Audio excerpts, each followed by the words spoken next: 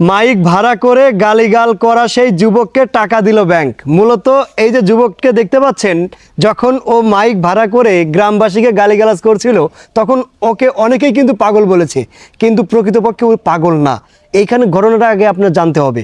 এই যে যুবককে দেখতে পাচ্ছেন, ও মূলত বিদেশ যাওয়ার জন্য টাকা জমা দিয়েছিল, মাত্র 1 লক্ষ টাকার বিনিময়ে, মানে 1 লক্ষ টাকার জন্য যেতে পারছিল না।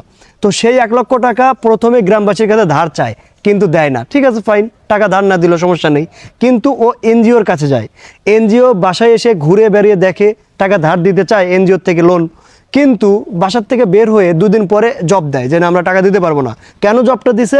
গ্রামবাসী নাকি না করছে যে না, এই ছেলেকে টাকা দেওয়া যাবে না, দিলে টাকা ফেরত দিতে পারবে না, ঝামেলা আছে। যে কারণে টাকা 1 লক্ষ টাকা দেয়নি এই যুবককে।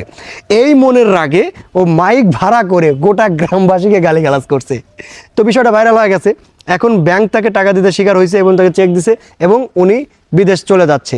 তো এইবার বুঝতে পারছেন তো মানুষ কেন এরকম উদ্ভট কাজ করে ভাইরাল হওয়ার জন্য। এটা করলে ভাই কাজেও কিন্তু লাগে, শুধুমাত্র ভাইরাল না, এটা কিন্তু যে একটা উদ্দেশ্য থাকে সেটার থেকেও সফল হওয়া যায়। বিভিন্ন ভাইরাল ব্যক্তি দেখবেন বিভিন্ন সময় 1 টুকরো মাংস 100 টাকা বিক্রি করে, বা তরমুজ বিক্রি করে, ওই কিরে। এই যে সমস্ত কিছু ভাইরাল, এটার উদ্দেশ্য কিন্তু একটাই, কাজ হাসিল করা। তো সেই কাজটাই হাসিল করছে এই যে মাইক ভাড়া করে গালিগালাজ করা এই ব্যক্তি। তো যে কারণে বলতে চাই ভাই, মানুষ সোশ্যাল মিডিয়াতে এসে এই যে উদ্ভট কাজগুলো করে, কেন করে?